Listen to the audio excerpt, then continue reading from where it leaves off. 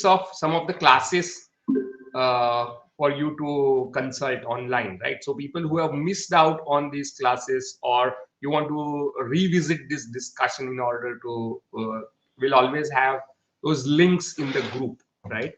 So likewise, I'm also recording these classes so that you can find it useful. So let's look at the poet Amir Khusro, right? And he is considered to be one of the major intellectual and cultural figures of medieval Indian period. And he belongs to this period of 1253 to 1325, which is, I think, even before Ravidas, Kabir were composing, right? So he's almost, you can say, coming after Mahadevi Akka and Basavanna. But he is in North India and he belongs to the Indo-Persian literary tradition, right? He was born in Western India, and some people believe that he was probably from Delhi. So he served seven rulers, right? Starting with Balban, uh, then Ghulam Khilji's Tughlaqs, and he worked as a poet, artist, musician, soldier, and librarian. So you can see he's almost a kind of multiple uh, kind of multifaceted genius, right? Who works as a soldier, but also as librarian, but also as musician, as artist, and a poet, right? And he was disciple of Hazrat Nizamuddin Aulia of Delhi, and he is buried near his spiritual master in Delhi. And he knew Persian, Arabic, which were two classical languages, and Turki and Hindi, right? And he has left behind five divans, that is collection of words, right? So divan of Ghalib is also a famous. So divans were actually collections of words. One Khamsa, which is collection of five poems, which has five mathanvis, or long story poems, long narrative poems in a single meter, uh, in imitation of a Persian poet called Nizami. And not just that, he also has left behind many pahelis, mukranis, riddles, dohas, geets, which have been orally transferred from generation to generation by kawals, or people who perform kawali, and mirasis, the professional singers, bhands, and also by women in aristocratic families. Khusro was also one of the first and earliest lexicographer to prepare Persian Hindi dictionary, right? And it's called Khalik Bari. So you can see this bilingualism, multilingualism, which is, I think, one of the core uh, uh, cultural phenomena on Indian subcontinent, being reflected in Khusro as well. And his most famous romantic poems are found in Panthagant, that is five romantic poems. Includes Malol Anwar, Shirin Khusro, Laila Majnu, Ain Sikandari, and Vidir Rishi. I'm sure you might have heard of Laila Majnu, right? Have you heard of Laila Majnu? Has anyone heard of Laila Majnu?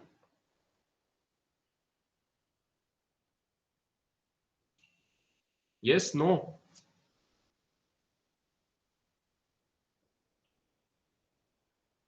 No, no one has heard of the names Laila Majnu, which is strange. And it seems that apart from Jasween, other people are not interested in responding for several reasons.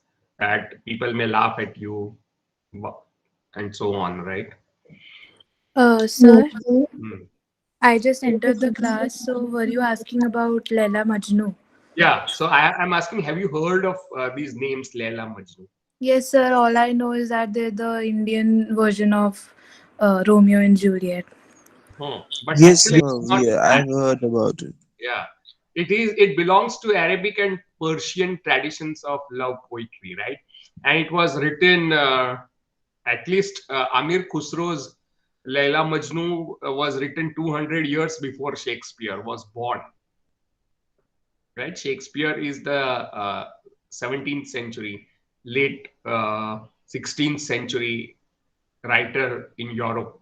So you can't say that Laila Majnu is Indian version of Romeo and Juliet, but you should be saying that Romeo and Juliet is European version of Laila Majnu, right? Because this is 200 years before Shakespeare, right? Okay. And this is, he was also one of the earliest person to write in Khadi Boli. Khadi Boli is the dialect spoken in around Delhi, and which has become the standard language in Hindi, right? So Hindi language owns its what should I say? Its standardness to Khadi Boli, right? Which is the language near Delhi. And he was a Sufi poet and a Sufi philosopher, uh, as we have discussed under the guidance of Nizamuddin Auliya. So the words that we are going to look at is taken from life and works of Amir Khusro, Muhammad Wahid Mirza. But we will first read out the Urdu translations, Hindustani versions, and then we'll look at the English version, right? So let's look at Urdu translation of his Farsi ghazal. So can you see this on the screen? How many of you can read Hindi, bit of Urdu? How many of you are interested in ghazals?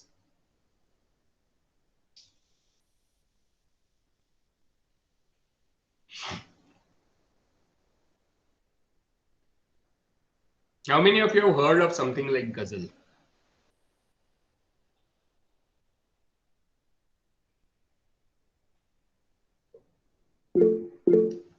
Okay.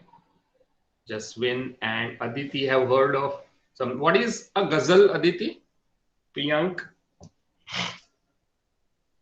What have you heard of ghazal? Any idea? So I don't know how to describe them. I just know what a ghazal is. I don't know how to describe it. Doesn't matter. But what do you know about ghazal? You know that. I What is know it? a famous singer, Jagjit Singh. Right. And So he's the famous for singing ghazals, right? And some of the most famous ghazals that Jagjit Singh has sung are of Mirza Ghalib, which we'll be taking up after we finish Amir Khusro, right? So Mirza Ghalib is one of the greatest poets of India, right?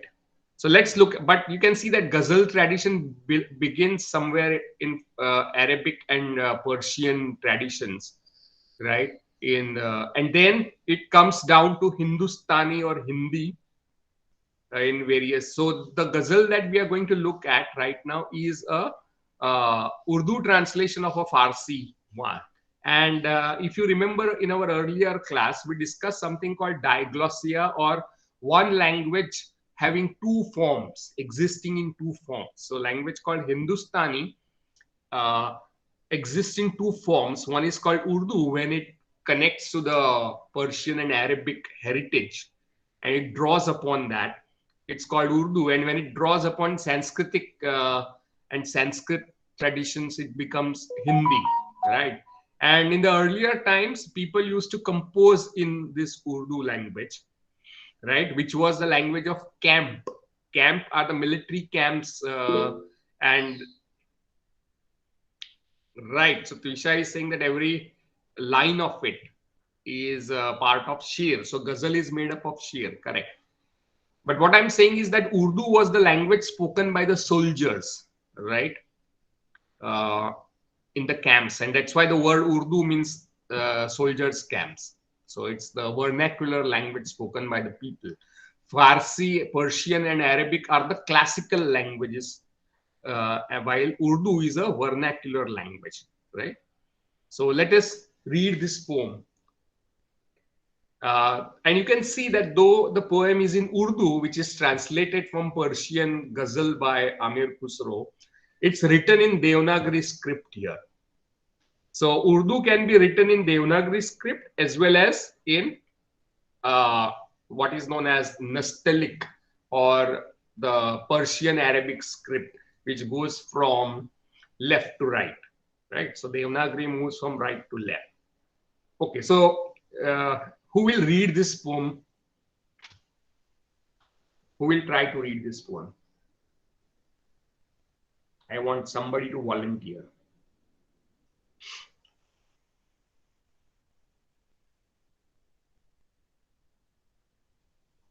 Aditi, can you read this? Okay, sir. I Yes. try. Yeah. रुत में बरसात के होते हैं कभी यार जुदा, मुझसे होता है वो देखो मेरा दिलदार जुदा।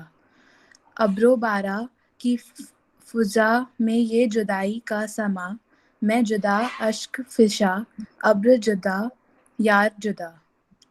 सब्जा ओ गूंचा गुलो लाला, सबा सब बाहम, मुझसे है किस लिए ये रौनक रौनके गुलजार जुदा। आँख खुबार है तेरे लिए ए मुर्दमे चिश्म, कैसे तुझसे हो मेरा दीदा एक बार जुदा। मैंने माना बड़ी नेमत है ये आंखें, लेकिन हैफ आंखों से रहे नेमते दीदार जुदा। Okay, very good. And you can see that the first two lines of this ghazal have a rhyme, right? Juda and Juda. While all other lines have uh, rhyme at in the second line. So Juda, Juda, and this phrase is repeated, right? So Radif and Kafia are the words that are used. So Radif is Juda. So Juda keeps on repeating. Kafia is something that is comes with Radif. So Dildar Juda, Yar Juda, Gulzar Juda, Kubar Juda, Didar Juda, right? So Didar, Kubar, Gulzar, Yar, Dildar are Kafia, which joins with the Radif. Okay, so this is the structure of a ghazal, right? And there is a glossary given. रुत में बरसात के होते, रुत means मौसम, in season में बरसात के होते हैं कभी यार जुदा, मुझसे होता है वो देखो मेरा दिलदार जुदा। अब्रो बारा means बादल और बारिश, right? की फजा, फजा is the ambience or the environment. So अब्रो बारा की फजा में ये जुदाई का समा, मैं जुदा अश्क फिशा, means without ashrut is ashrurat, means having tears in his eyes, right? मैं जुदा अश्क फिजा, अब्र जुदा, अब्र is again cloud, यार जुदा, sabjao gucha, right? And that is sabjao gucha means kali gulab or tulip, evam tulip ka push, right? And that is, and you can see we have discussed something called motif, right? So some of these images keep recurring in a lot of ghazal tradition. For example, this sabjao gucha, that means kind of tulip or a rose. Gula lala, saba sab baham. Gula lala is a kind of flower. Saba is samir or wind. And baham is together. So all the flowers, tulip, roses are in the wind. मुझसे है किस लिए ये रौनके गुलजार जुदा. रौनके गुलजार means बाग की रौनक. And you can see here that it's a kind of structurally this phrase is a kind of mirror. Raunak a Gulzar. Gulzar means a garden. Raunak means it's what should I say? It's brightness, right?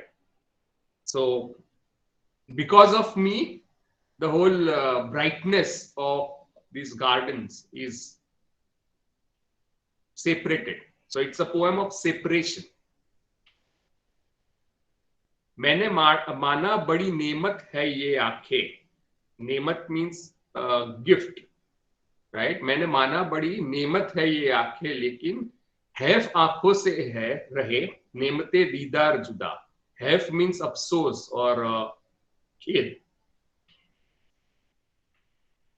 So let us look at the translation of this poem into English, right? Because not all understand this. So who will read this translation?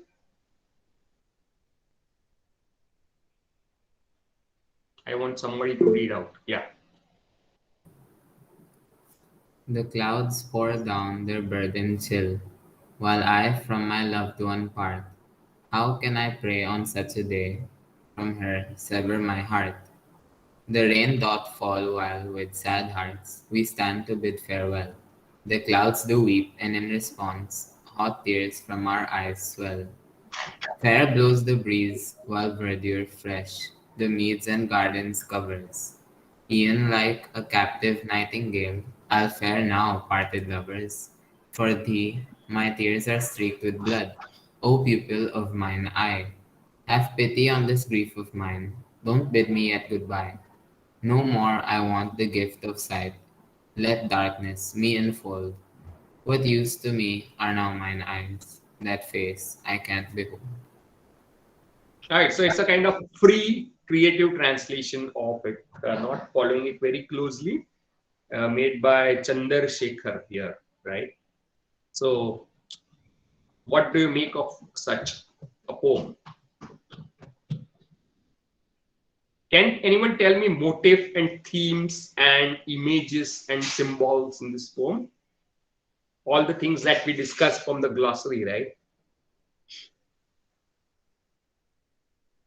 One motif I pointed out is this flowers of rose and tulip. These are motif. Gardens is motif, right? Because it keeps on, these images keeps on recurring in various poems, right?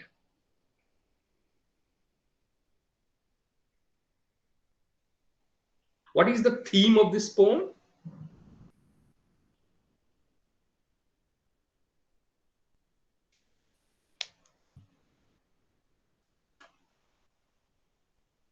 Theme is the idea, central idea of the poem. So maybe separation. Exactly, separation from the beloved, right? And even in Sanskrit, the poetic tradition, in other vernacular traditions of India, you find this idea repeating. For example, in Sanskrit, it is called Shrungar, but Vipralamb Shrungar. Right? Sanyog Shrungar is when lovers are together. Meeting of lovers is called Sanyog Shrungar. And the separation of lovers is called Vipralamb Viyog Shringar, right? And the most famous poem on separation is Kalidas's Meghdutam, where a yaksh who is separated, yaksh is a kind of semi-divine entity, a supernatural being, who is separated from his beloved, sends a message to his beloved through cloud.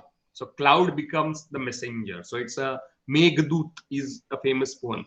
But you can see that theme is an idea which keeps recurring, right? Motifs are the images and patterns which keep on recurring, right? I hope you get the difference between motif and themes, because theme is something that is part of multiple traditions in multiple texts. So you find the poems on separation in probably all literatures of the world, right? So what do you make of this last share? Don't bid me yet goodbye. No more I want a gift of sight. Let darkness me enfold. What is used to me are now mine eyes. That face I can't behold.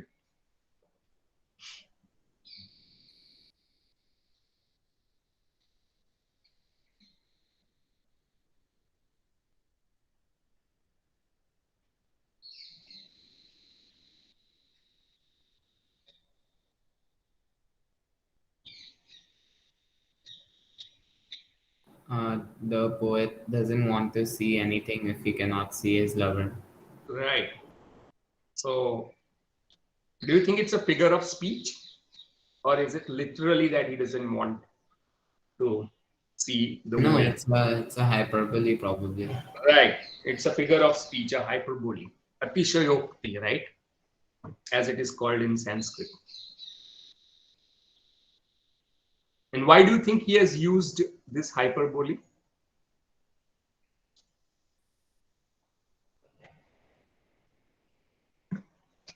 To emphasize that he wants to be within, see Hmm. his lover. And that he cannot separate, cannot bear separation, right? He's not interested in the world. As if the world and the beloved are the same for him, right? So because he's unable to see his beloved, he does not want to see the world. So it shows you the kind of depth of emotional emotions, right? And how he looks at his beloved. Now, one important thing that is to be kept in mind, that beloved in poetry, especially Indian poems or ancient Indian poems or medieval, does not literally mean, even in the West, not just India, beloved does not only mean a human beloved, right? It becomes, beloved becomes a symbol for the divine very often. So in the poems around Radha and Krishna, Krishna becomes the symbol for divine, and Radha becomes the symbol for human soul who is longing for, aspiring for the union with the divine, right? While very often in Islamic traditions, you find that the divine is female beloved, right? Very often. But then, if you look at ghazals, then you will also find that the motif of Saki. I don't know if you have heard of the word Saki. Has anyone heard of Saki? The word Saki?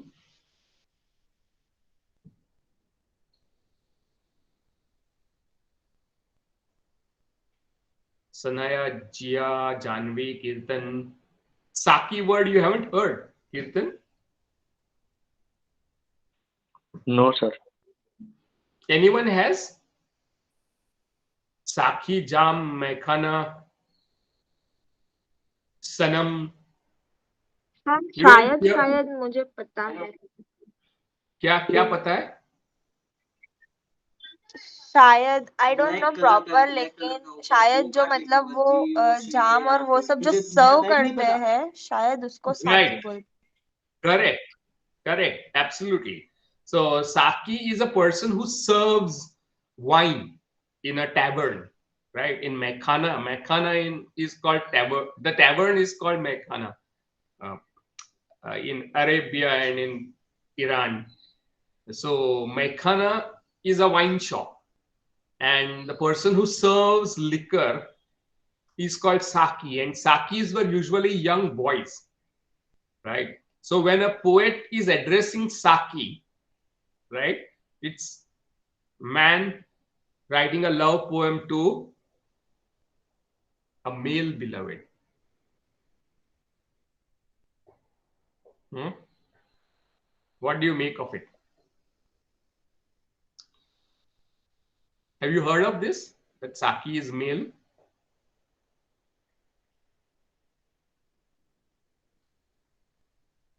No, sir. Okay. So love poems that uh, and the meeting of various poets or meeting of friends and lovers and beloveds is called a mehfil, right?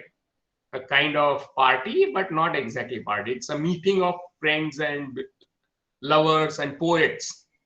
So if you look at Perso-Arabic traditions of poetry, right, you find Mekhana, Saki, and what he serves in your glass is called jam, right? Jam is the glass. Uh, so me is liquor. So me, mekhana, jam, saki. So that is the motif here. That is the motif which keeps recurring. And in Islam, this is forbidden, right? Wine is forbidden, alcohol is forbidden, and that's why it becomes a kind of symbol for a kind of intense experience, right? Which is forbidden, because once something is forbidden, that same experience becomes more intense, right? Do you agree with me that forbidden fruits are more delicious than the fruits that are permitted, right? Yes, sir. So it becomes a symbol for intense intoxication. But and so what Sufis did were they used this motifs and symbol to express their devotion to God, right? Because they insisted that your relation to God cannot be that of merely rituals, right? Following all the pillars of Islam, the basic practices of Islam is not sufficient. You should have an intense devotion towards God. At the same time, you should also practice austerities, right? So deep surrender to the divine. Surrender is, I think the word Islam itself means surrender, right? So to surrender before God is the basic idea here. But that surrender has to be has to have a emotional and spiritual dimensions, right? It cannot be just ritualistic surrender. It has to be genuine, authentic surrender of your soul, right? And this intense encounter with the divine is becomes the motive, becomes the central idea in this poetry. So this poetry is not just about physical lovers or human lovers. It has got a symbolic connotation that you have to keep in mind. So most of the times when you hear Sufi music in Bollywood or Hindi films, you don't remember this idea, right? You have to keep this idea in mind, because very often the filmy version of Sufi music overlooks this central idea that all these motifs you find in Sufi tradition are spiritual, religious, and devotional, right? It's not primarily about physical love. Something that you find in Vaishnav Bhakti as well, right? So Vaishnav and Shaiva Bhakti that we saw in Basavanna and Mahadevi Akka, right? She married Shiva, and that's why she rejected this worldly marriage, because her marriage was to the divine, right? So these kind of ideas have to be looked at as kind of allegories.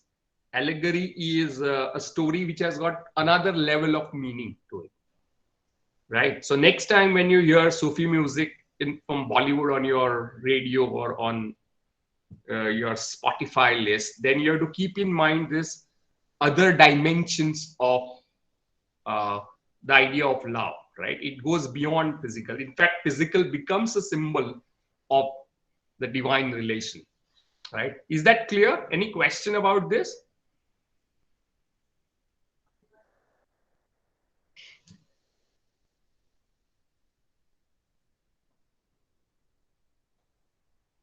Any doubts about what I have said?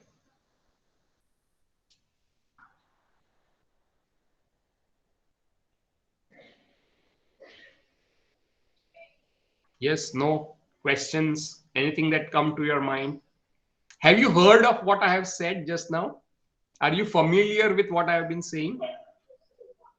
Or you're hearing it for the first time?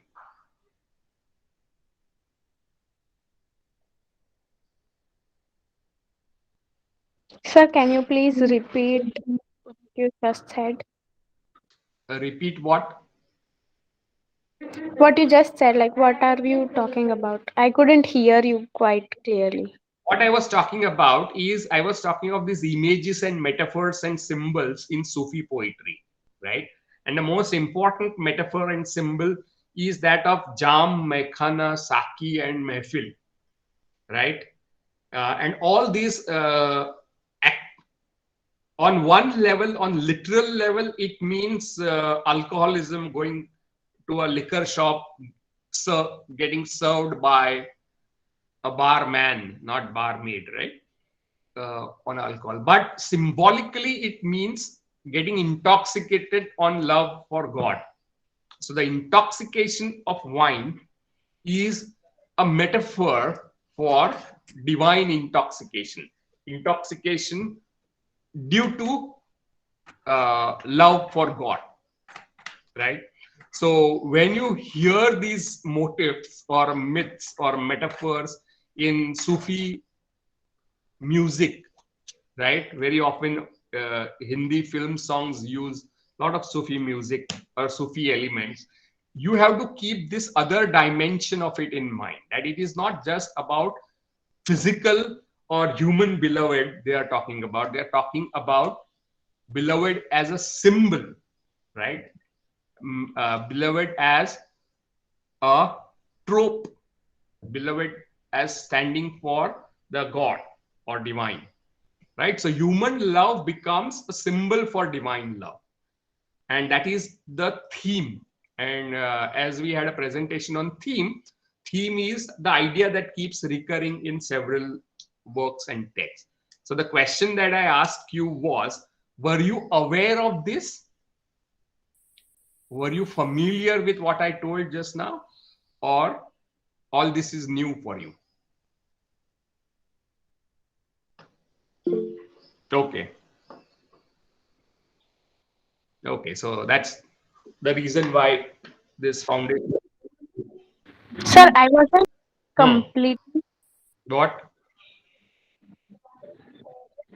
I wasn't Hmm. completely familiar with it. Like I used to wonder that in Islamic culture, the alcohol and everything is forbidden. Then why do they use it as a metaphor very much? I Hmm. used to wonder about it, but I never really heard of it. This can also be the way. Because intensity of experience that you get from forbidden things is more than the intensity of experience that you get from familiar things, right? Do you agree with me?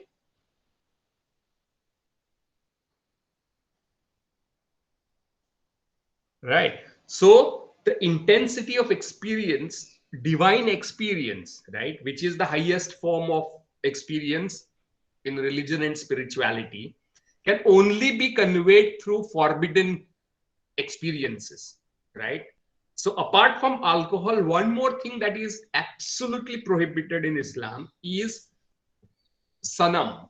Have you heard of the word sanam?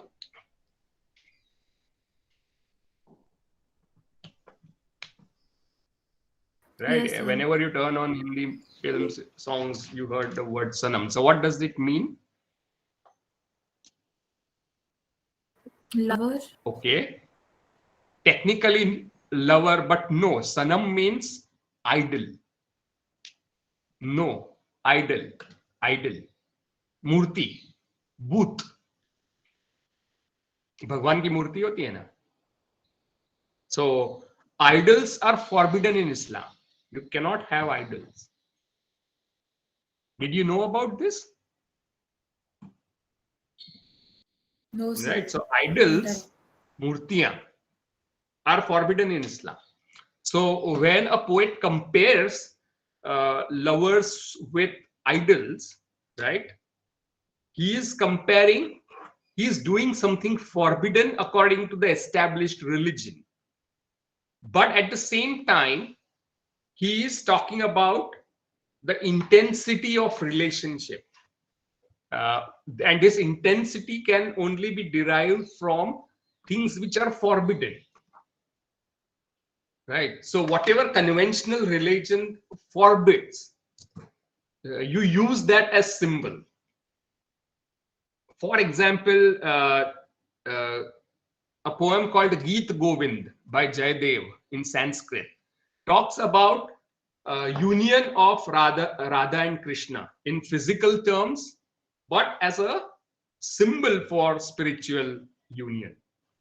Right? So Radha Krishna, And you will find many paintings of that period using this motif, image of Radha Krishna relation, which is depicted as physical, but it stands for spiritual, right? And you can see that Radha was a married woman and Krishna was a child. So Radha was not only older to Krishna, but was also married. So you can see that there is a transgression of social norms. And because this relationship itself is prohibited in conventional morality, it becomes a sign of intense relationship. So in order to communicate the intensity of devotional experience, these motifs are used by these poets, right? Do you get what I'm saying? Yes, sir. Right. And why did we call it theme? Because the idea of forbidden love is what you find in many literary cultural traditions, right? Doing something which is forbidden. For example, in Tantra, one of the section of Tantra is called the left-handed way, Vampant, right? And it practices everything that the mainstream religion forbids, like eating meat, like using alcohol, like sex, right? Like doing some gestures or chanting some mantras which were forbidden. So, doing all these forbidden things in order to realize God, right, is what the left-handed tantra practiced. It is called Pancha Makara Sadhana: Mo, Mas, Matsya, Mudra, Methun, and so on. And mantra. Eating Mas is eating meat, right? Maithuna is sex. So uh, you can see these ideas existing in history, right? And so that these ideas can help you to understand the sculptural motifs of places like Khajuraho. Have you heard of Khajuraho?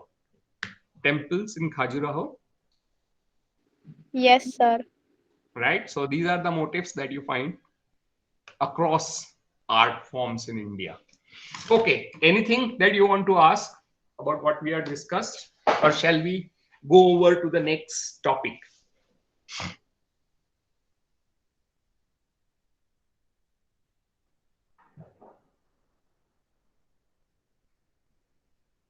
कुछ पूछना है?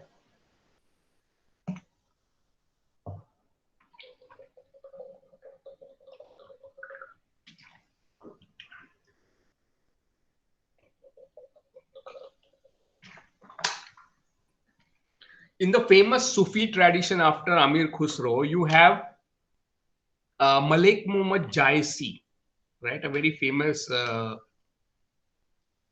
poet who wrote Padmavat. You have heard of Padmavat? And he also wrote poetry on Krishna Bhakti. Kanavat, right? Story of Kana. So, uh,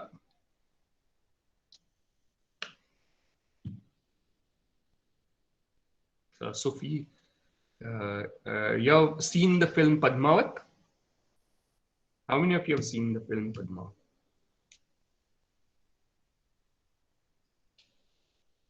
Yes, only one person?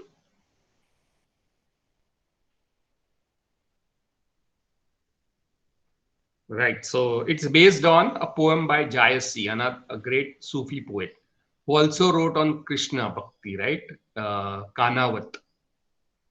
So here you have Muslim poets writing on Krishna Bhakti. Another person who wrote, Muslim poet who wrote on Krishna Bhakti was Rahim, right? Have you heard of Rahim?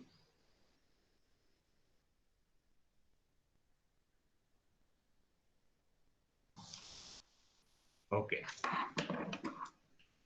Yes, you had it in your school, I guess, right? In your school, you had Rahim Dohe, right?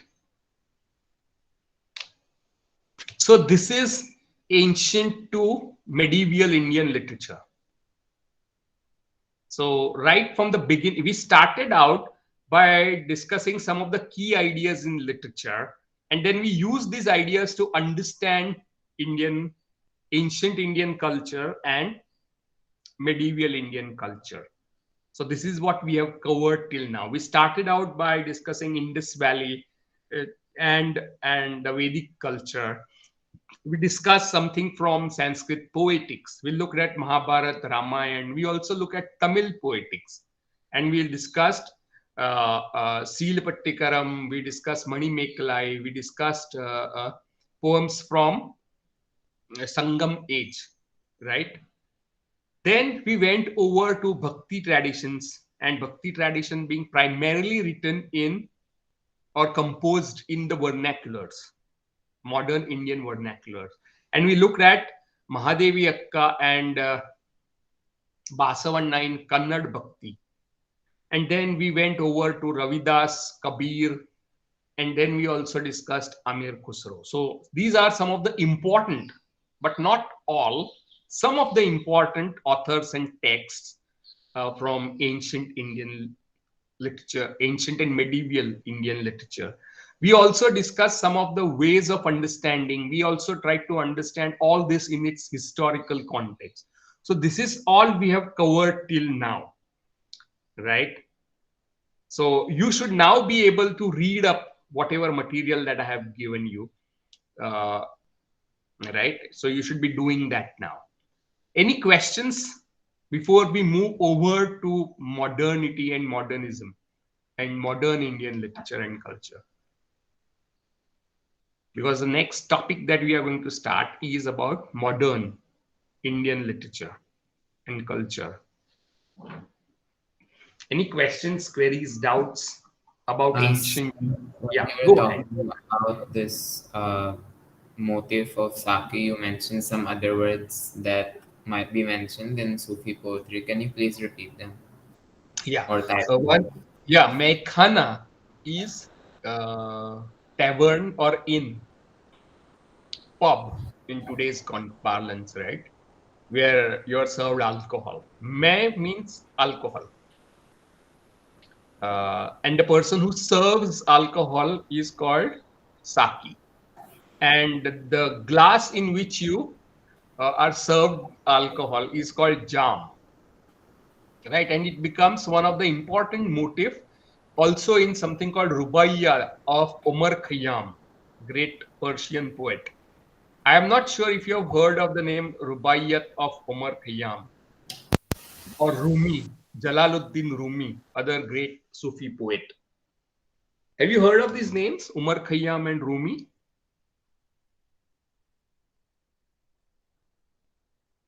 Jam is the glass in which alcohol, full of alcohol. Okay, Rumi. So Jalaluddin Rumi. So when Jalaluddin Rumi is talking about love, he is not talking about, now you know, he's not talking about sexual love. He's talking about uh, divine love.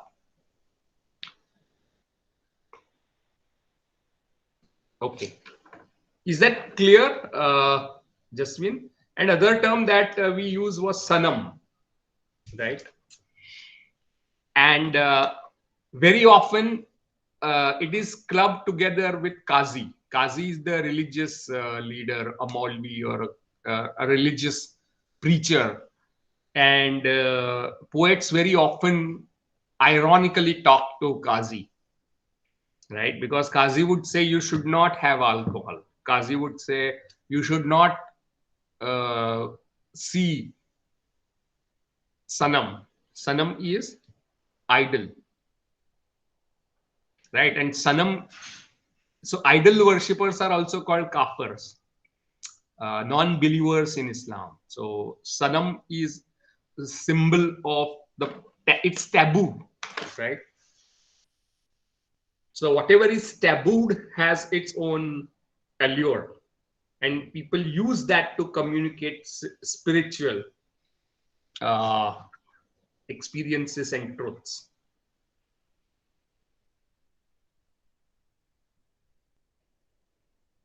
Okay, anything else before we turn over a page?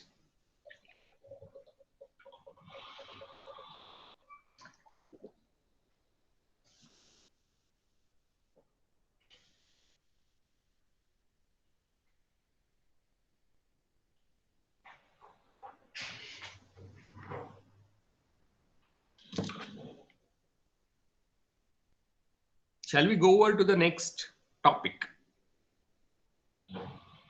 No, maybe.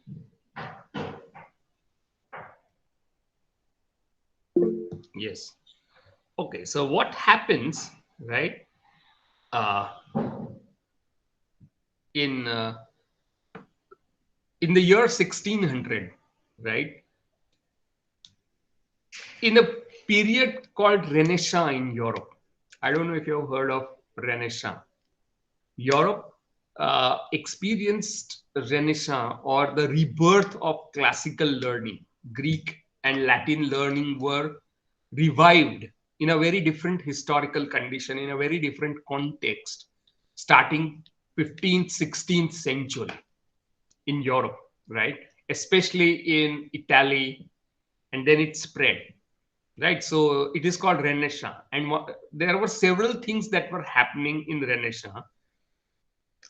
Prior to Renaissance, there is also something called Reformation happening. Reformation of Roman Catholic Church was a movement that began in Germany with Martin Luther, who might be contemporary of Amir Khusro. I'm not very sure. I'm not very sure, roughly. But in medieval era, right? And the reason for Reformation was that the Roman Catholic Church, which controlled Europe, right, uh, did not make a distinction between the church and the state, or church, the worldly power, and religious power. And there was a tendency to undermine this life, or the secular world, in favor of that life, or the other world, right? So if you go back to the Abrahamic religions, that is Islam, Judaism, and Christianity, the distinction between this life and the life after is very critical, because all these three religions don't believe in rebirth, unlike Hinduism, unlike Egyptian religions, right? Unlike Buddhism or Jainism. They believe that after the death, you are kept in a kind of cold storage till the world is destroyed by God. So in the second coming of the Christ, or the coming of the end of the world, right? Something called Qayamat in Islam, right? Have you heard of the word Qayamat?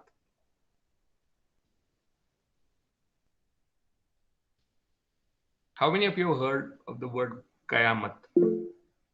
Okay. It means end of the world, right? And the Christian counterpart is apocalypse.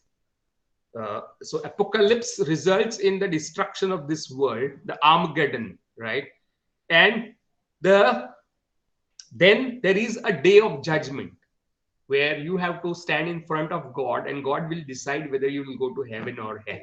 So this is Abrahamic eschatology. That eschatology is philosophy of what happens to you after your life, after your death, right? So whole of this life was seen as a preparation for going to heaven, right? Finding ways so that after the end of the world, God will treat you favorably and you will go to heaven, right? Jannat, or else you will go to hell, dozak. So whole life was believed to be a preparation for the life after, right? And this was also the period before Renaissance was the period of feudalism. That means uh, the whole economic and social structure was hierarchic one, based on king at the top and a peasant at the end. But king did not have the absolute power over the entire kingdom. It had to be compartmentalized in people below the king, and those would then again compartmentalize power to people below them. Right? So it is a hierarchy uh, based on agriculture rather than on trade. So that is what a feudal structure was. It started collapsing due to certain reasons, right?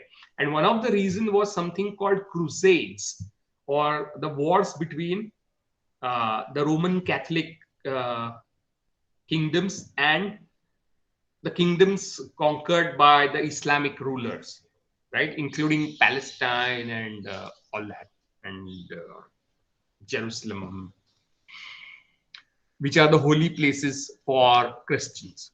So these crusades involved sending landlords and warriors, also called knights, to these places, leaving the society uh, on it to fend on its own, right? In this situation, the Roman Catholic religion was believed to be getting more and more corrupt, right? And one of the forms of corruption was something called pardons, which means the priests would have the right to absolve you of your sins by signing uh, something saying that, chalo, from today, Jaswin or Nityam or Kirtan are free from all sin. So, and in exchange, they would take money from these people, right? So, selling pardons was all forms of corruptions had crept into the Roman Catholic Church, which led to reformation, need to reform this church, right? A need was felt to separate church and the state, because after the collapse of feudalism, the king had great amount of power over people.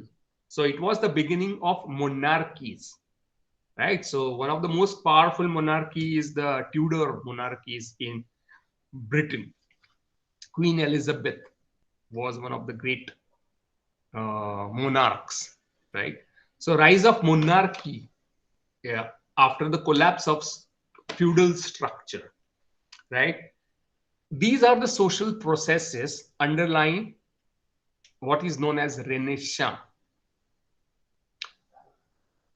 Some other process that seems to have happened over there is after the collapse of the feudal structure, which is a hierarchic one based on compartmentalization of power, was the emergence of a new section of society, right? A new class seems to emerge whose values are this worldly, right? This class does not believe that the life after is more important than this life. They believe that this life also is more important, is also as important as the life after, right? So this is called secularization and the rise of a new middle class, or the bourgeoisie as some people call it, right? So this section of society believed that if you earn sufficient wealth through cunning, through hard work, through all sorts of means, you would move upward in society. So your place in society is not fixed as it was in the feudal time, but it became a function of your wealth or the property that you owned, right? So during 12th, 13th, 14th century, over the course of century, you find a new kind of section of society with very different values which are very different from feudal and from Roman Christianity, right? These are more secular uh, people. By secular, you don't mean non-religious. By secular, it's meant that people who believe that this life is as important as the life after. So you should be happy, you should be healthy, you should be merry in this life, right? Instead of suffering or being in poverty in this life. Uh, uh, so these changed value system that you see is also a very important social process. Now the question that you may ask is, why are we discussing this, right? How many of you felt, why are we discussing what happened in Europe and Renaissance and Reformation? How many of you don't know why I'm discussing this, right? The answer is because these processes did not happen here, right? This transformation of social life, transformation of values, uh, that happens during Reformation and Renaissance did not happen here, right? So the increasing secularization, which resulted in separation of church and the state, with the rise of Protestant forms of religion as against the Catholic forms, with the rise of monarchies, with the rise of secularization, you also see growth in science and technology, right, which seems to have started in Europe. And it is in this new section of society that now considers trade as being important, apart from agriculture. So the income of this new section of society also depended substantially on trade. Now again, you may be asking, why are we looking at the Western cultural history in such a great detail? Is because understanding this history is key to understanding modernity, right? I don't know if you've heard the word modern. Have you heard of the word modern? What do we mean by that? Can anyone tell me? What do you understand by the word modern or modernity?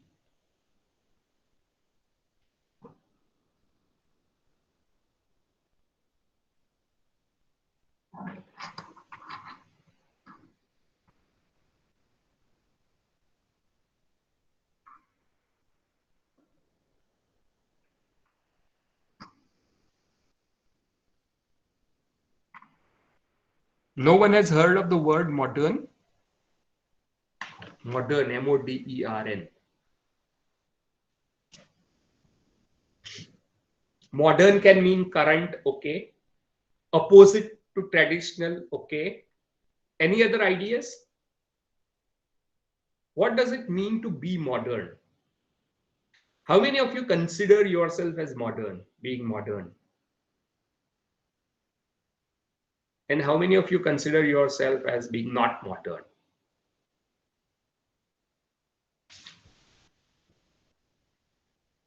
Okay, those who consider yourself as being modern, please raise your hands. Sorry, sir.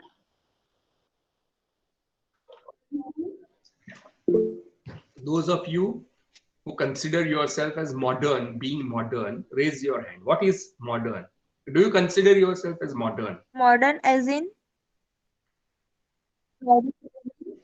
Being modern, आधुनिक होना.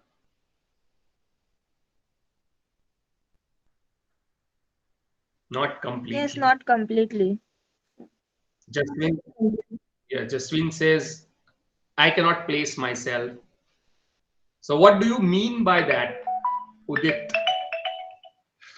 So I think What I do you mean? still follow traditional methods sometimes, and I Okay. still And which are, consider myself modern because I use smartphone and modern technology. okay. So using modern technology is a sign of modernity, right? And at the same time, in terms of values, you consider yourself traditional. So which are those traditional values that you follow? So means I do not like if my parents say something, I follow them. I do not argue with them, or I do not raise my voice against elders. Okay, that is a sign of tradition.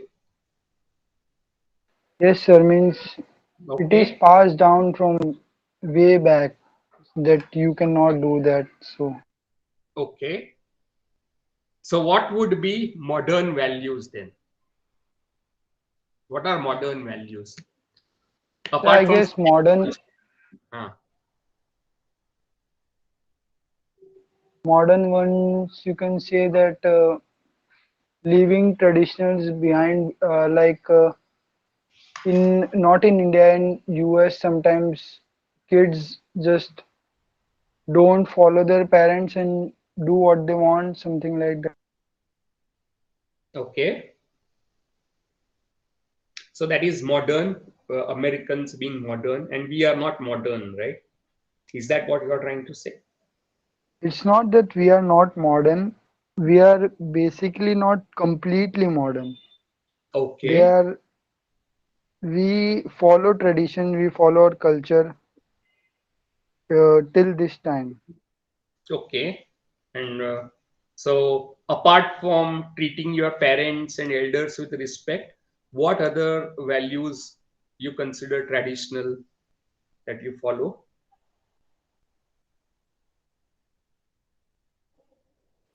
There are Sometimes many, but I cannot say them. It doesn't come to mind when you ask directly, no? Okay. Yeah, Gia, you were saying, see what Gia has to say. Yeah, go ahead. sometimes it matters about clothes also. Mm-hmm. So, कहाँ क्या कैसे which पहनना clothes, चाहिए. which clothes are modern and which are not? I guess mini clothes. Mm-hmm. Are considered modern. Yeah, Okay. and at every place it can't tell is appropriate. Okay. There are But in some place for places, that clothes also. it's appropriate. हाँ, in some places yeah we can tell that, but कुछ ऐसा होता है ना इन लोगों के सामने, मतलब बहुत लोगों के सामने भी ऐसा नहीं, बड़े बुजुर्ग के सामने भी नहीं पहना जाता, Mm-hmm. ऐसे Right. वैसे. What Udit फिर was saying कहाँ about. कैसे बैठते हैं, कहाँ कैसे बोलना,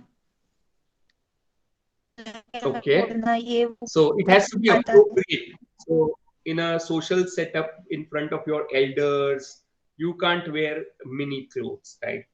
While in other Yeah. places you can. So which are those places where you can?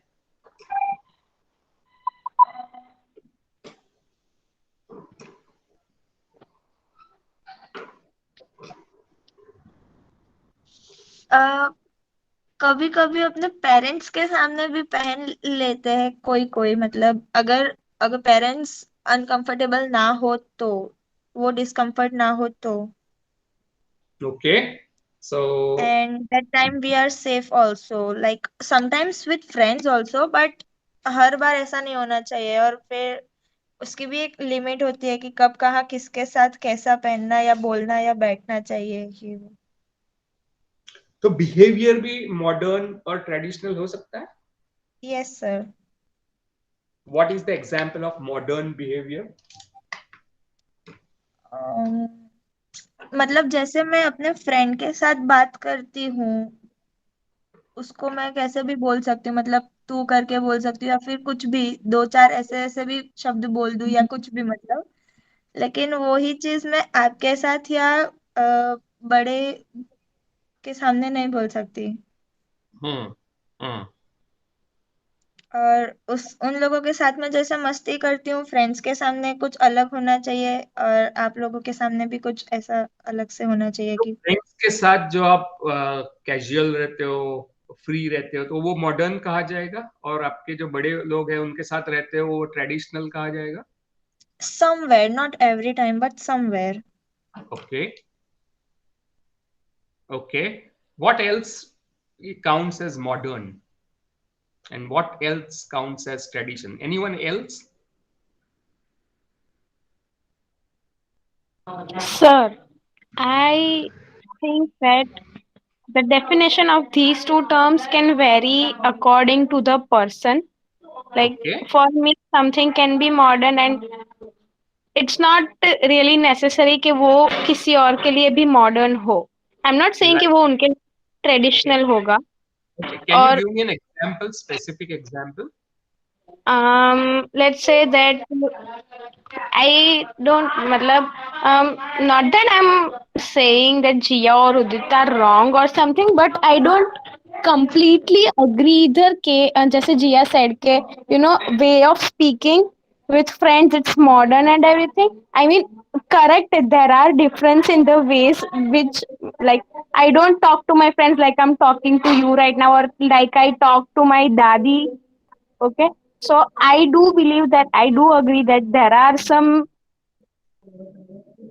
differences in the way we speak to people, but I wouldn't agree to call the way I talk to my friends modern, or I wouldn't call Okay, the way I talk to my daddy or talk to my professors or talk to my elders traditional.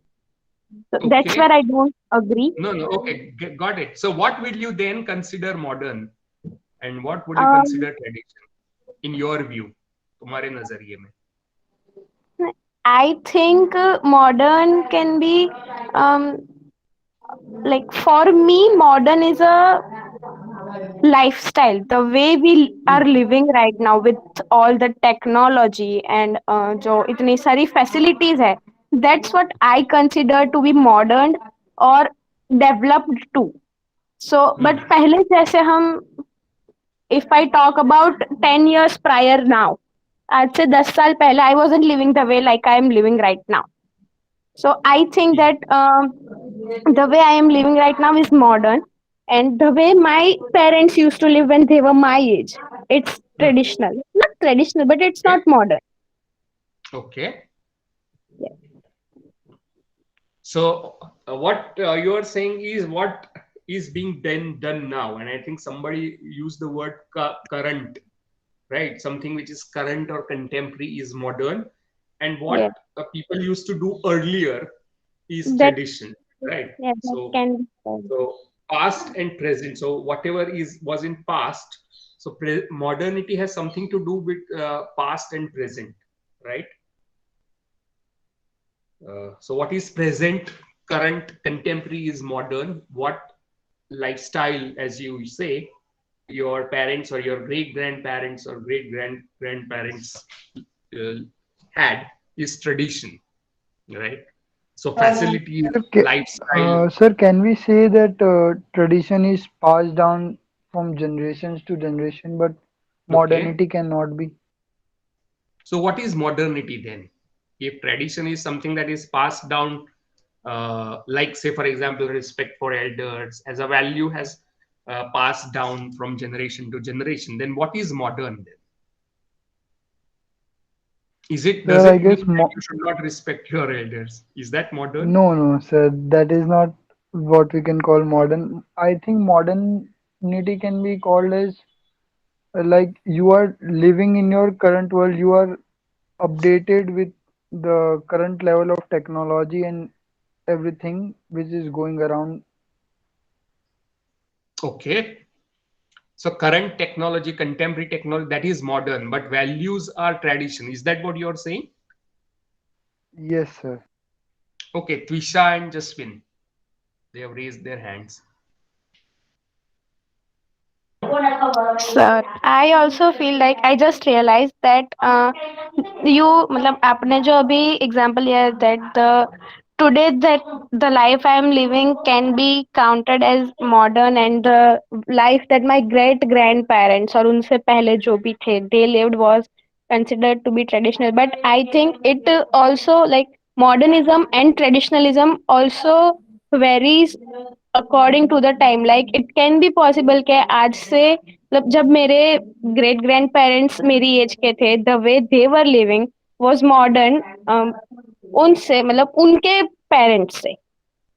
Hmm. So it और is a very. अब ऐसे भी हो सकता है त्विषा कि आपके बच्चे या ग्रेट ग्रैंड यस, चिल्ड्रन के लिए आप यस, ट्रेडिशनल होंगे. हो यस, सकता है. That, yeah, that can also be possible because we are developing ourselves each and every day, each and every minute of the day. So it is very much possible कि ऐसा भी हो सकता है कि फ्यूचर के जो भी जनरेशन हो they'll, when they are having this discussion, they'll give us an example, give us as an example कि what they were doing was traditional and this is modern. So it's very subjective. Okay. But how many Yeah, of you it varies agree with from what person to Trisha is person saying कि वो about पहले that it's about time and a question of development? The great grandparents were not, their lifestyle, they did not have so many facilities and science technology. Their lifestyle, it was not as developed as what you have today. And maybe after 40 years or so, your great grandchildren or 50 years, or they will be having more facilities, having more uh, development, right? So development and time, passing of time, are important to what is considered modern, right? Do you agree Yeah. with this? Okay, Jaswin, what do you have to say? I almost agree. However, I feel that sometimes development and modernity don't always go hand to hand.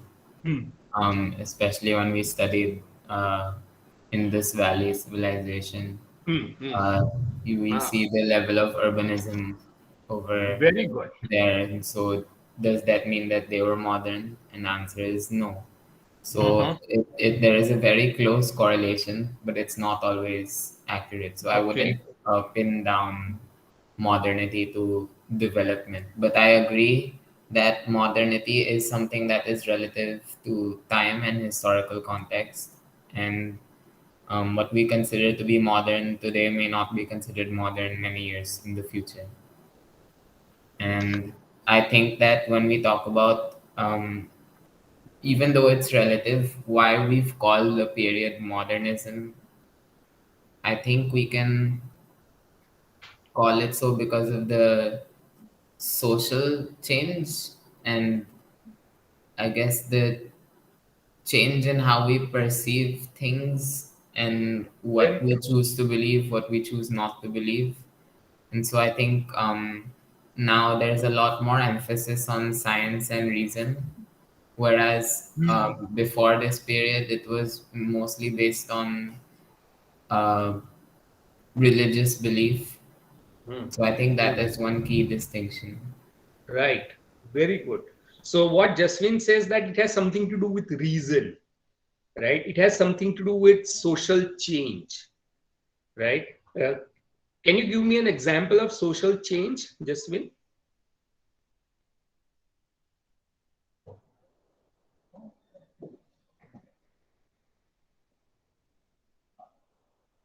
I guess one example would be the abolition of slavery. Okay, abolition of slavery, very good. So with that, slavery ended. So that is social change. Any other social change that you have noticed around you in your society, in your family?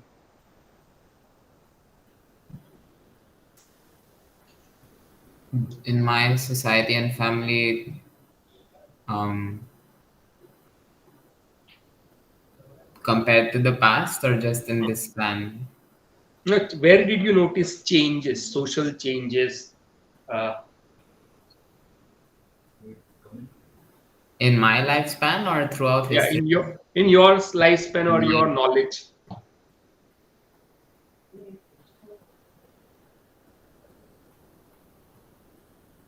How many of you have noticed social change? What is your understanding of social change, Trisha, uh, Jia, Udit, Kirtan?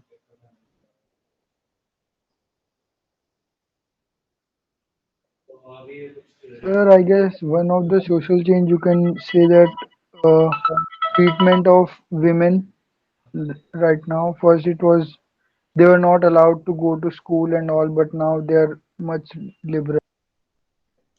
So, can you say that women being not allowed to go to schools was tradition, while they being allowed to go to school is modern? Can you say that?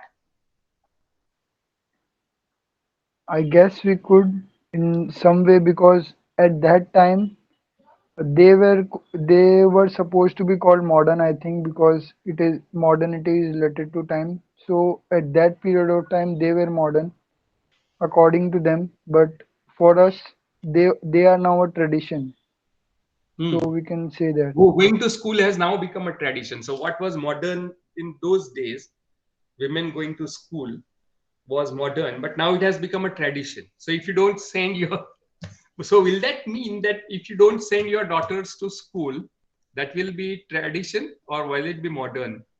Because what is modern is every now all girls go to school is tradition now, right? Because in those Yes, days it sir. was modern. Now it is a tradition. But so if you don't send your daughter to school, will that be tradition or modernity?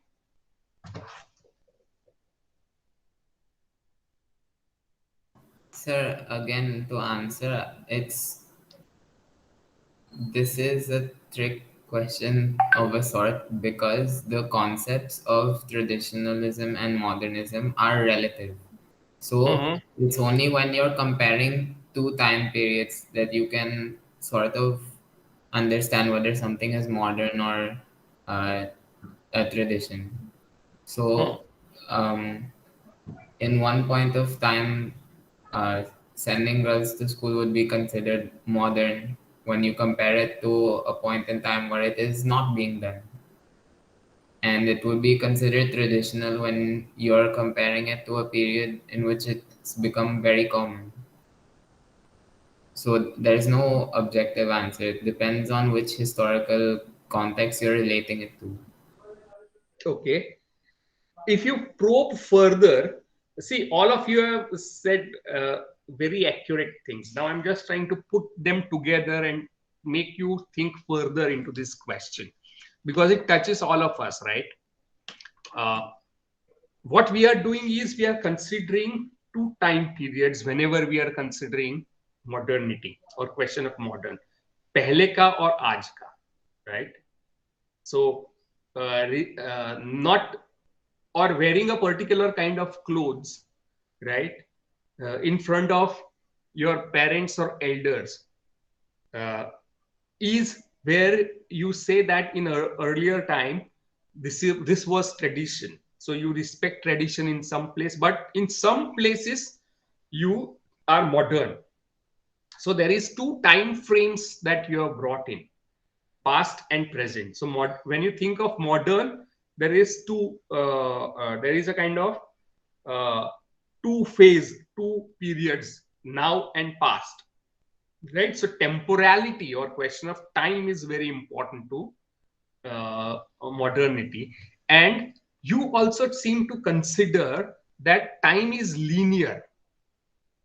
Hmm? Like Visha was saying that great grandparents में उतना development नहीं था, आज ज्यादा development है. सो development is what has made the modern. So what constructs or what brings about modernity is development, right? And that development can be in the realm of science and technology. When in your parents' time it was the age of landline, in your grandfather's time there was not even a landline, it was the age of letters. But in your time it's the age of mobiles, cell phones. So this development and this linearity of time is what seem to be underlying the question of modernity or being modern, right? That uh, present is better than the past because of development, and it is a kind of linear relation to past and present that we are talking about, right? And what has brought about this development, Trisha, ये science, technology, lifestyle, facilities किस वजह से आई है? Can you tell me that? Sir I think it can मतलब उसके पीछे बहुत सारे रीजंस हो सकते हैं but you know I believe like if I were to make a change or if I were to make a development, if I face some like some negative impact, it can be anything, like it can be a minor inconvenience or it can be inequality in some sort. So Mhm. I think from negative experiences, uh, not necessarily negative experiences, but from the experience that we feel, and when we reflect upon them, we can develop. So the to answer your question, I think it can be the experiences, the problems, the Very questions, good. and Reflecting on how to overcome inconveniences or problems like that of inequality, right? Am I getting correctly? So reflecting upon it yani sochna. Hmm? Right? Yes, no? You have certain problems and you think about it and try to find a solution to it, and that results in development. Yes, no?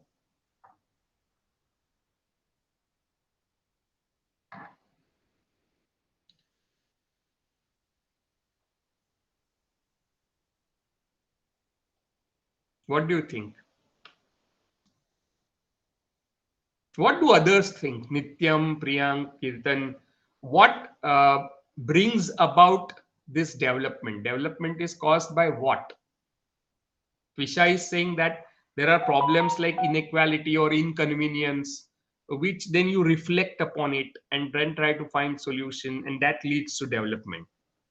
Uh, what do you think, Nityam, Deepika, Kirtan, Priyank, Udit, Jaswin?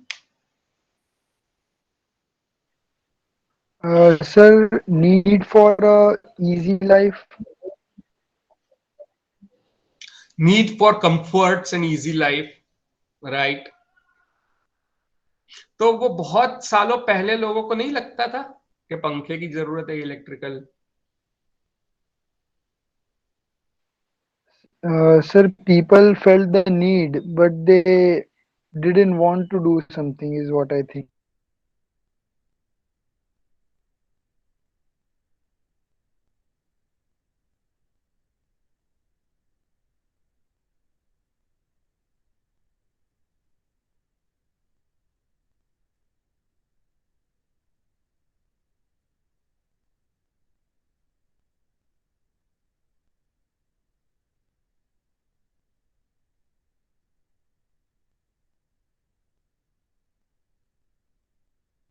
Yes, actually, I lost my network, so I missed what you have been saying.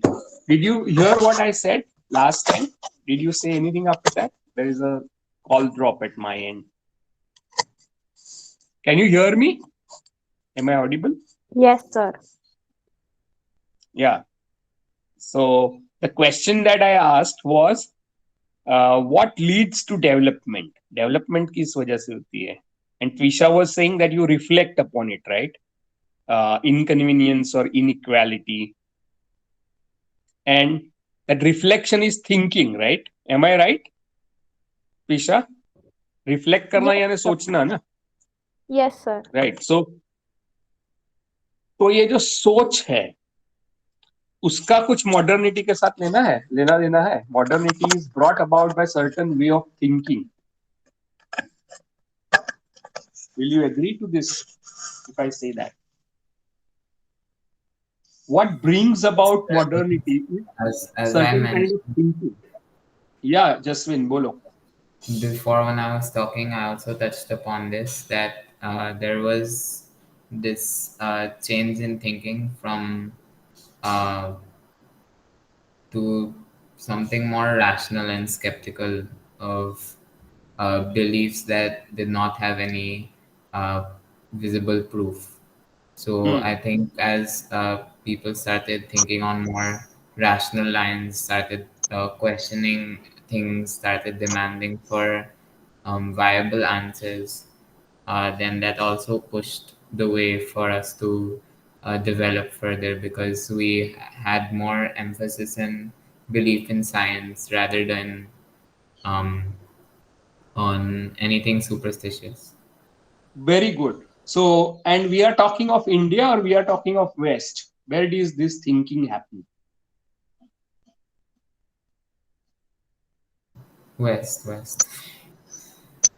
So, uh, uh, and tradition very often uh, stops thinking you from thinking. So, uh, say for example, continuing the example that Udit was giving, I guess, you respect your elders, but you ask why should you respect your elders? Hmm? क्या जरूरत है? Just because everybody does it, you also do it. Is that the reason? Just because it has been done from ages, you हाँ, also may do be it. वो हमारे tradition में आता है और हमें पहले से सिखाया है। मगर ट्रेडिशन क्यों फॉलो करते हो आप? उसके पीछे क्या मकसद है? So that क्या order is रीजन है? maintained. हाँ? Order is maintained. Pardon, I didn't hear you Order, clearly. order. Order. Especially the order of power, Order of power, okay. and people are for maintenance of the status quo. Hmm. So to जैसे That not पहले से be ही उनको removed from सिखाया the होता है ना social बचपन से। group, social society, हाँ. because what they think we have to comply with them some, for a period of time so that you can stay in that society. If you do not follow But the rules, suppose in the Western societies they don't live together, or they live together. You can live in Western societies without respecting your parents. it's not that they do not respect their parents, it's like they don't uh, treat them as we do in India because we follow traditions from long time, but I don't think they do. Right. So modernity begins by asking a question very often, that just because people have been doing it from long time, is it necessary to do that?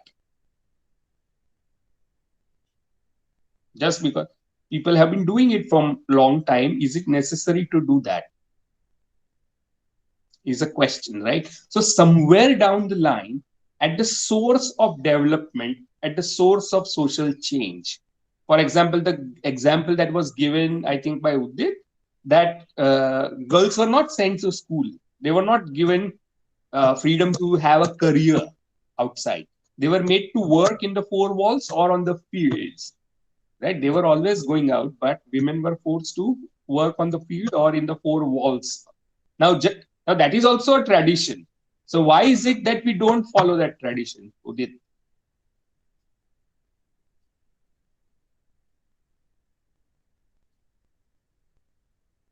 Sir, sir which tradition? Repeat please. That not send that sending keeping women in four walls of the house or making them work on the field. That was the tradition. तो वो तोड़ के school और career क्यों दिया उनको? I think that's the people's modernity. mindset changed after some women accomplished something great. When they saw that, they thought can that maybe our child can also do that. Is what I think. No, but why was this freedom to accomplish given?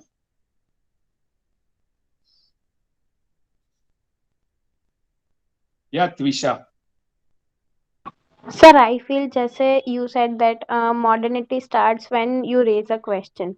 So there might have been some people or there might have been some girls who raised the question that why can't we go to school? Why can't we make a career for ourselves?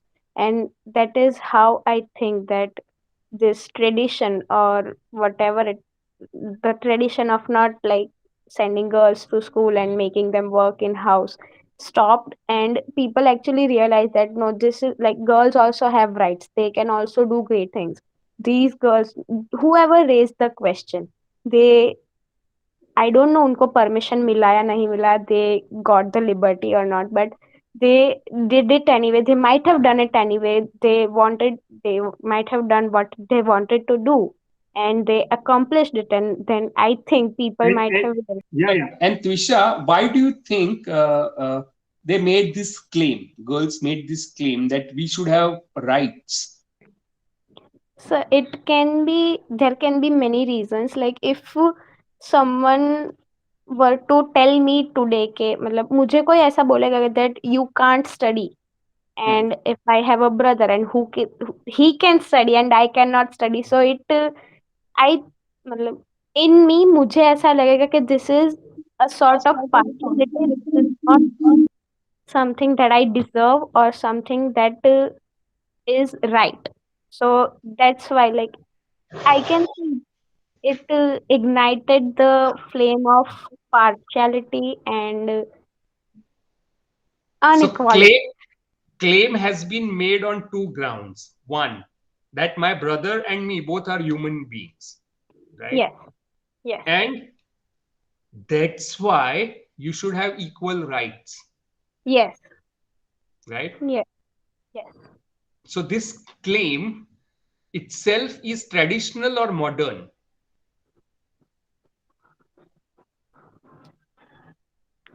Um, Now, I think it can be a tricky question because I think it's the thought process. मतलब this claim we ये पता it's a fact I think कि if both are humans just because हम अलग gender के it doesn't mean कि you can discriminate us. I And completely get that it's a fact ही है, मगर ऐसा लोग पहले सोचते नहीं थे, right? हाँ, वो फैक्ट है, ऐसा सोचना जब शुरू किया तब सोशल चेंज आया,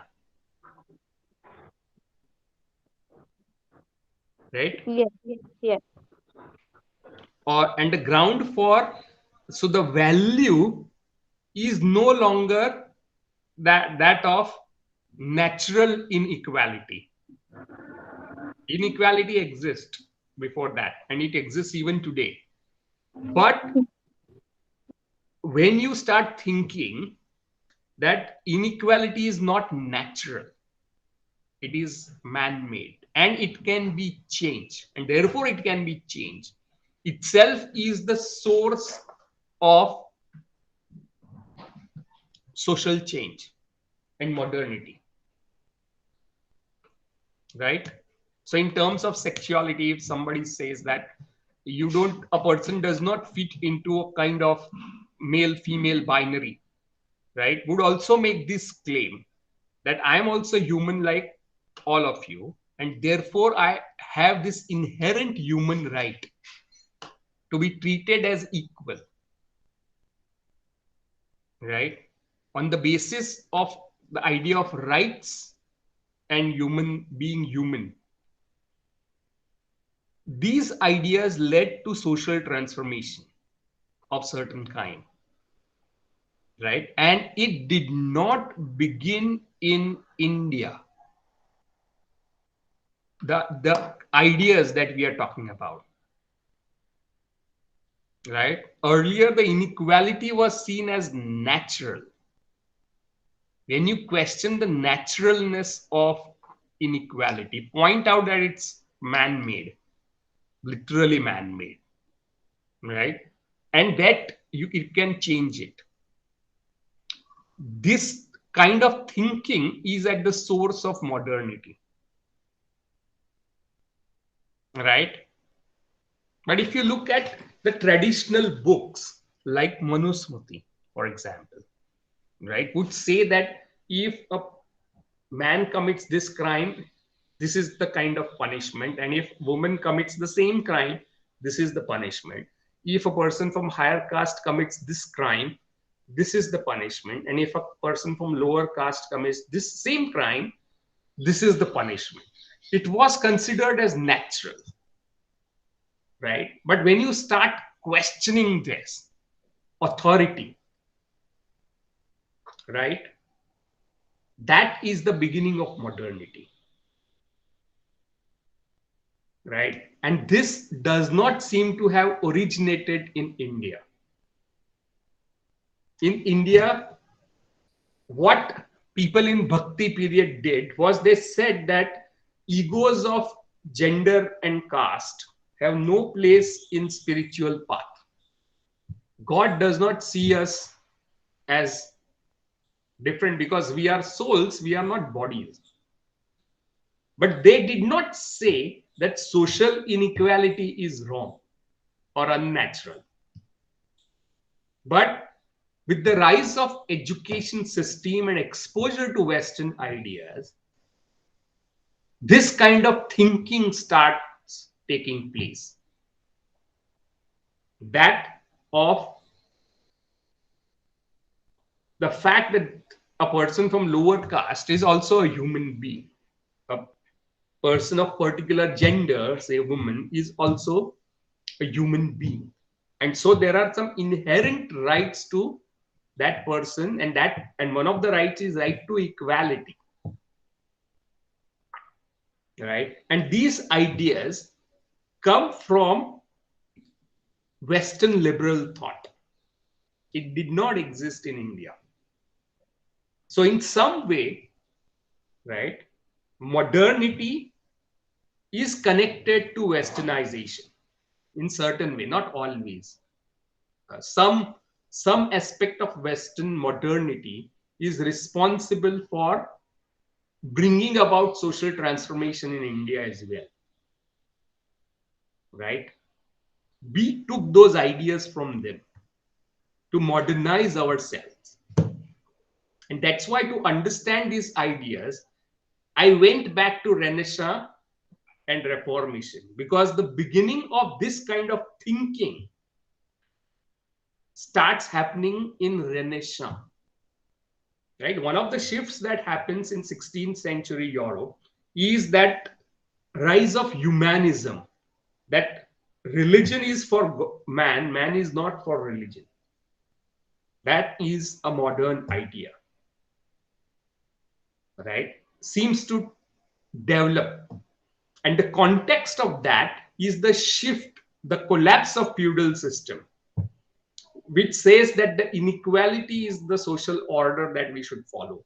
A new section of society emerges which says that equality, a person's place in society is not determined by hereditary.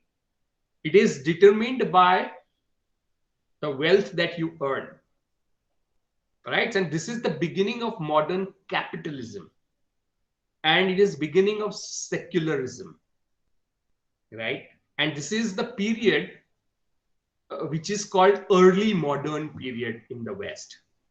So early modern implies what is called Renaissance and Reformation in the West. So the ideas that you discussed, that time is linear, and the idea of development, right? That because we are more developed in terms of facilities, in terms of our values, we are superior to people in past. Right? Is the idea that seems to emerge in the Renaissance times in the West. So what you are saying today began in Europe.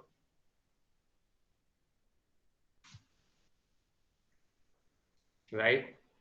This is the linear understanding of time and development.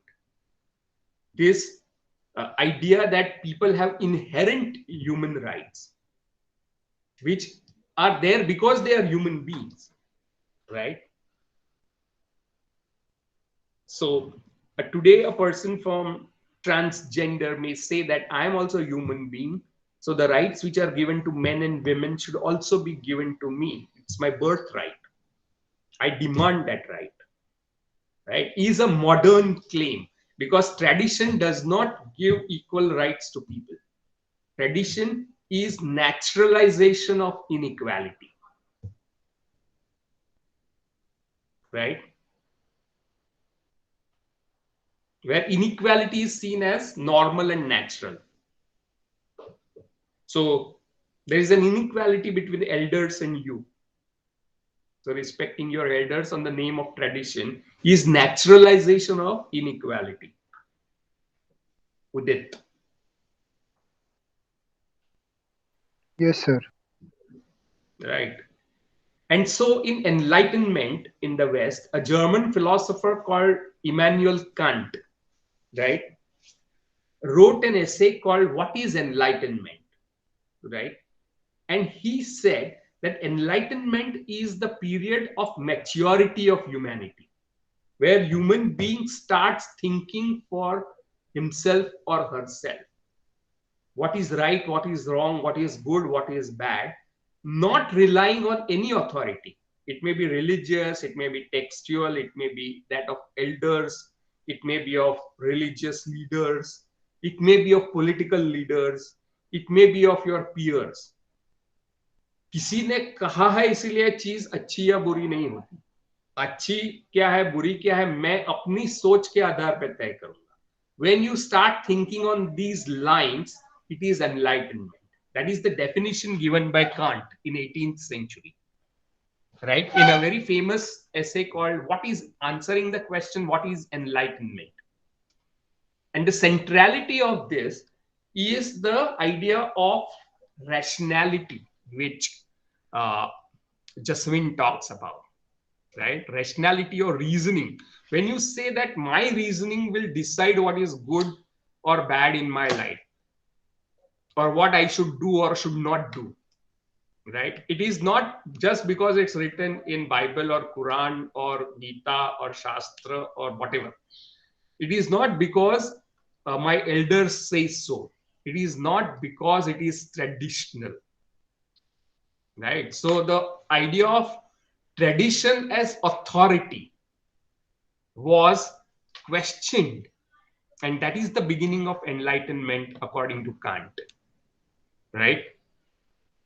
Uh, and what he does in the process is he creates a kind of linear understanding of man and the human society, that the past is where people believed what is good, bad, right, wrong based on authorities. Authority can be a book or parents or elders or peers or whatever, right? But when people start thinking नहीं मुझे तय करना है, मैं सोच के तय करूंगा कि मेरे लिए क्या अच्छा है बुरा है, that is the beginning of enlightenment according to Kant, right? So this sort of reflexivity, the term Tuisha used, reflecting on the problem, that you will find the solution, because authority cannot solve my problem. There is no solution to my problem given in religious books. There is no solution to my problem given in that my elders can tell me. This is my problem. I have to produce solution through my thinking, right? So decisions of my life, who I shall marry, who I live with, what career option I have, what is right, what is wrong, what kind of clothes I should wear, all that is to be decided by my thinking, not by the power of authority. That is beginning of enlightenment, right? So the ideas that you are talking about right now are not the ideas that are there in our traditional texts. They have come from the West.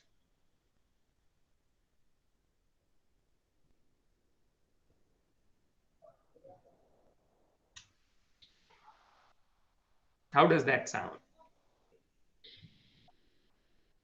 And these ideas have come up in a certain historical context, right? And that brings us to the question of modern Indian literature, right? So when does modern Indian literature begin? These are the points that we shall be discussing from today onwards. What makes particular literary text modern, right? What is it that is traditional, right? So the question of tradition and modernity, when tradition has to be justified on modern grounds, that is also modernity, right? For example, if somebody says that I wear burqa because it allows me to feel safe, right? But that is not what is written in the text. So you are justifying a traditional practice on modern grounds. That is also modernity. When people say that I'm fasting, not because I think it will give me punya, but I am fasting because it will take care of my health and well-being. That is giving a modern explanation to a traditional practice. right? Have you heard people say this, that I am fasting for my health reasons? I'm not fasting because I want punya. Like शास्त्र में जो लिखा है पुण्य मिलेगा उसके लिए मैं नहीं कर रहा हूं या नहीं कर रही हूं. Right? So modernity is the mode of thinking, right, which also justifies tradition on modern grounds, on scientific grounds. You're not justifying uh, fasting for a cause as a form of protest very much. That is very Gandhian, right? Bhukh Hartal. So modernity consists of certain modes of thinking, which also justifies traditionality very often. And these modes of thought, you can call it ideology if you want, have emerged in a particular historical context in the West. And when Indians were exposed to these thoughts due to colonial encounter, Indians decided to modernize themselves in different way, to discover their own kind of modernity, right? So search for our own modernity is what is an important idea from 19th century onwards in India. So in subsequent classes, we will be discussing these historical things. Anything to say?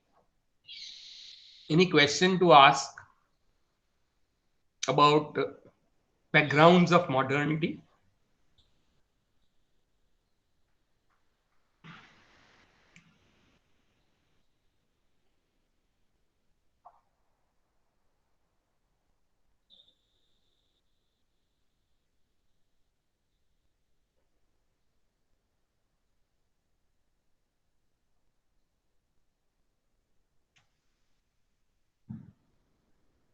Any doubts? Anything that you have to say? Yes, no, maybe.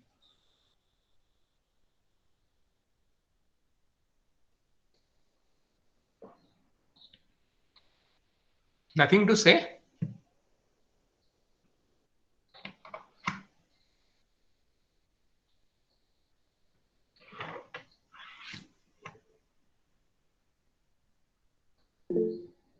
Yeah, bolo Trisha.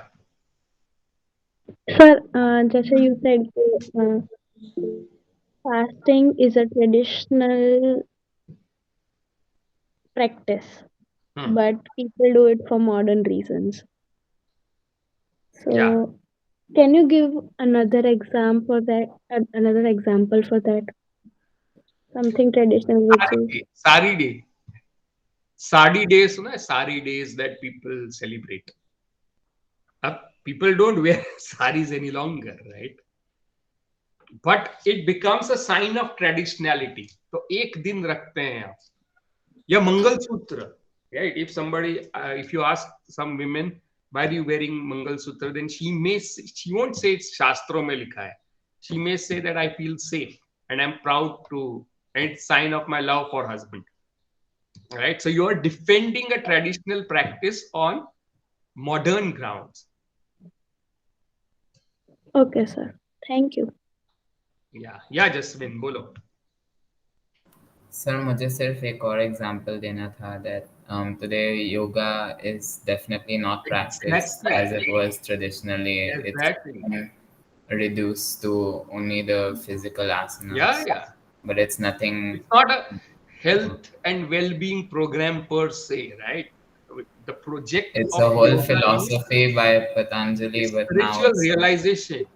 हाँ जिसका basis यम और नियम में होना चाहिए, तो ही आप आसन पर जा सकते हैं. यम और नियम यानी ethics. You will never speak lies. आज तो सबसे ज्यादा झूठ बोलने वाले सबसे ज्यादा योगा करते दिखते हैं, है ना? तो यम और नियम का उसका आधार नहीं हो तो आप आसन पे नहीं जा सकते. And then after asana you can go to pranayama and pratyahara, dhyana, dharana and samadhi. That's the ashtanga yoga of Patanjali, right? झूठ बोलने वाला कितना भी आसन कर ले उसको कुछ नहीं होने वाला. Okay, so but the way it is marketed as if it's weight loss training is modern kind of marketing, right? It's not. So it is kind of selective understanding of tradition. You don't talk about baki sab 8 ang. You talk of yoga and asan and pranayam. पर बाकी के जो 6 अंग है उसका क्या करोगे आप? Right? So it is cherry picking the tradition, cherry picking and packaging it and selling it like ethnic clothes, like ethnic food or ethnic something. It's commercialization. It's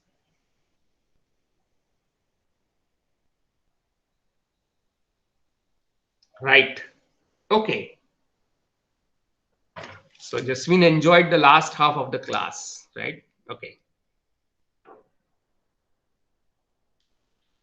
So we stop here for now and we'll continue our conversation tomorrow.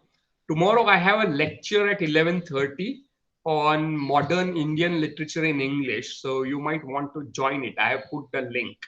It's a keynote address in a seminar that is held in Latur, where I'm talking of modern Indian literature in English, which we have not even started discussing. We have discussed modern Indian literature in Indian languages, in Sanskrit, in Tamil, in Hindi, in Kannada, and so on, and in Urdu, right? We have not Sir, yet will the started. recording be available?